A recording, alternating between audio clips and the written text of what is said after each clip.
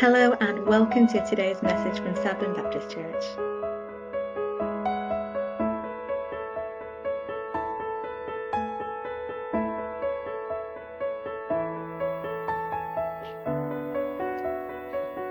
Good morning, everybody. This is for the people who are not here, so I'll introduce myself. My name is Liz. I'm a fully paid up member of this wonderful church here in Sabden. It's one big family and we all love each other and serve each other. This is a little talk prior to the communion service that Anthony's going to be doing, and my little talk is about suffering. So I hope you'll just bear with me. Jesus suffered before and during his crucifixion. But I would just like to point out three other personalities in the Bible from the Old Testament who also suffered because of their faith. Firstly, Abraham. He's one of my favourite characters in the Old Testament. In Genesis chapter 22, verses 1 to 2, God said to him, "Take your son, your only son, Isaac, whom you love, and go to the region of Moriah. Sacrifice him there as a burnt offering on one of the mountains I will tell you about." Can you imagine what Abraham must have felt? He was very obedient to God. He had a tremendous faith.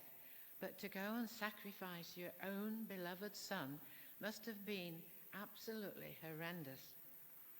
Anyway, he told Isaac, and off they went.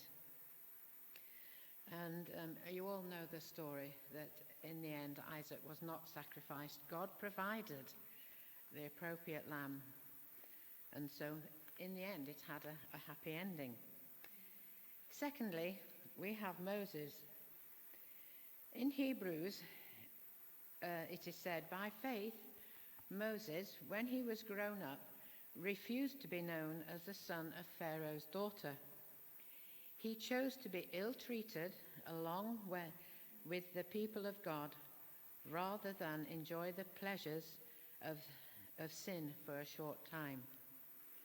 He regarded disgrace for the sake of Christ as of greater value than the treasures of Egypt." So, not fearing the king's anger, Moses was looking ahead to his reward. By faith he kept the Passover and the sprinkling of blood, so that the destroyer of the firstborn would not touch the firstborn of Israel. This must have been very difficult for Moses to do, but he knew God was on his side and he had communicated with him, and he was very, very obedient, though it did cost him a lot in order to do that. He lost his prestige as a prince of Egypt, but that didn't worry him. What he wanted to do was to serve God and God alone. So we can take inspiration from the story of Moses, I think. So, and the last chap I'm going to talk about is Job. I'm very fond of Job, really. I mean, he had it all and lost it all and got it all back again. But he was also very faithful, and he communicated with God as well. And the reading that I've got is kind of just a few words. It said, "And so he died, old and full of years. But he would die knowing that he'd done right, wouldn't he? He'd gained an awful lot, but then he had suffered, but he still kept his faith with God, even though his three pals told him that he must have done something terribly wrong. Really, it must have annoyed, that's mildly, Job, an awful lot. But the main question in the book of Job is timely. Why do believers experience trouble and suffering? During a long debate, Job's friends were unable to answer the question.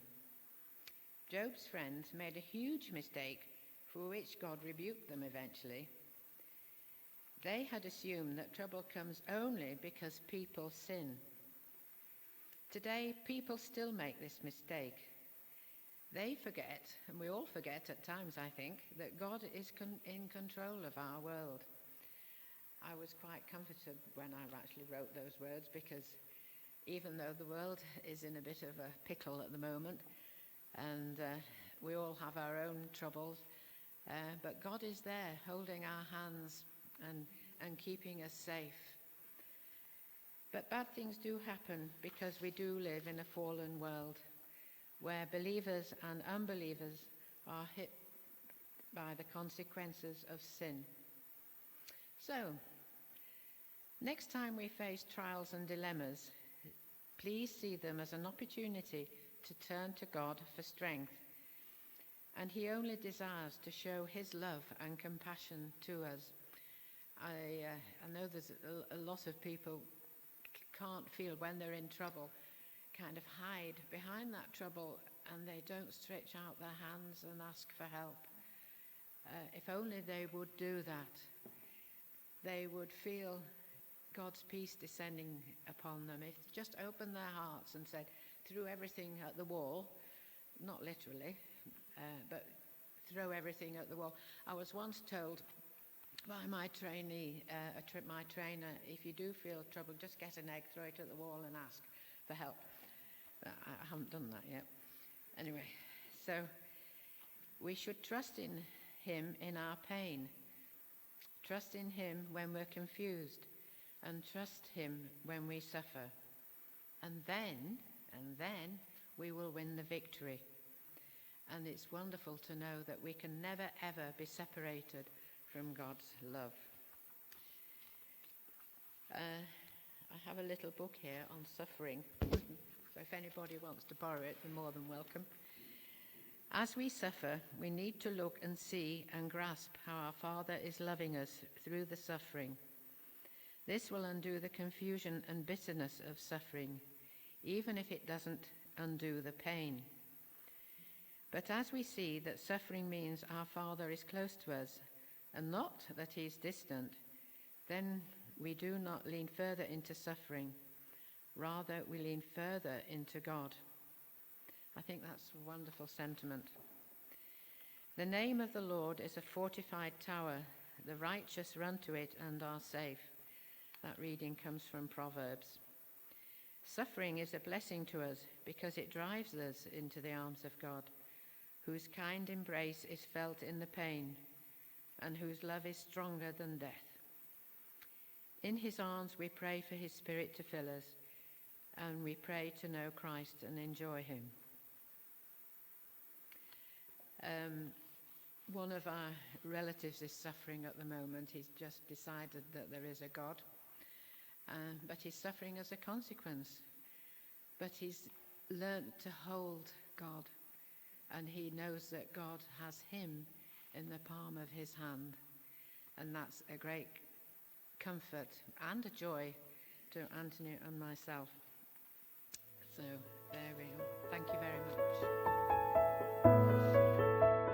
We are so proud to have brought you the message from Sabden Baptist Church today. As always, we hope that it's been a blessing to you wherever or whenever you are listening to it. If you do feel like it's been a blessing, please feel free to share it far and wide, either through our Facebook page or our website, so that others can be equally blessed. Take care.